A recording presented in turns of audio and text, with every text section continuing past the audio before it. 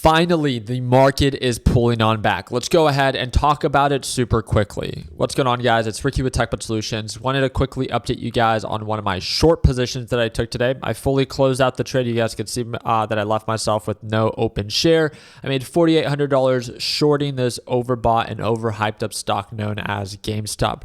From highs of $25.69, I actually shorted this within my live trading session with the LPP team. I trade live with them every morning. And again, if you actually want to learn how to trade, if you actually want to watch someone trade live, I do it every single morning right at market open. It's the second link in the description down below if you want to watch me as soon as tomorrow. The big thing that I want to talk about is the NASDAQ market. Finally, we are finally beginning to sell off. If you look at this on the 1 hour time frame, we got the sell signal today and we are now trading below that EMA, showing signs of progress on the downside. Finally, the market's been so extremely overbought.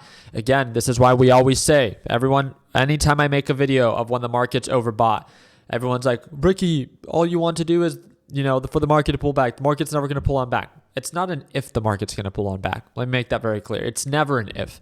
It's a when. The market always pulls on back. Do I make videos early sometimes? Of course. My job is to make beginners aware, and sometimes it takes time to reach those beginners. But the whole point is for you to prepare in advance. Not that it has to happen then, but when it does, that you have a proper plan of action so you're not surprised. How many people got caught holding at the very top and then, are down as of today, right? Thinking or hoping, oh man, I need it to recover. Well, guess what? I mean, in my opinion, this thing is just getting started. We have really nice retracement all the way back down to the moving average. And guess what goes up when the NASDAQ market goes down? That is correct. This is SQQ from lows of $8 today all the way to highs of $8.40, and we are still showing signs of strong progress. Very excited to follow up so I can add more to that trade.